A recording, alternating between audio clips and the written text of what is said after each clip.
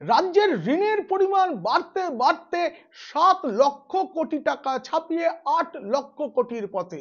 এই সময় কেন্দ্রীয় সরকার রাজ্যকে বিনা সুদে 50 বছরের জন্য ঋণ দিচ্ছে।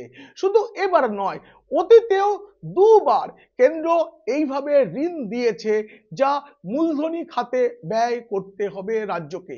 পরিকাঠামো উন্নয়নের জন্য 50 বছরের জন্য বিনা সুদে 24-25 অর্থবর্ষে প্রায় 10,000 কোটি টাকা ঋণ পেয়েছে পশ্চিমবঙ্গ সরকার, কিন্তু তার এখনো হিসাব জমা দেওয়া হয়নি। হিসাব না জমা দেওয়া হলে আগামী যে অর্থবর্ষ 25-26 অর্থবর্ষের টাকা এই রাজ্য পাবে না।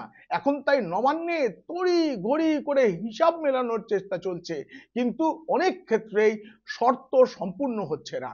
এই নিয়ে গোটা ভিডিওটি দেখতে হলে নিচে ডেসক্রিপশনে থাকা লিঙ্কে ক্লিক করুন।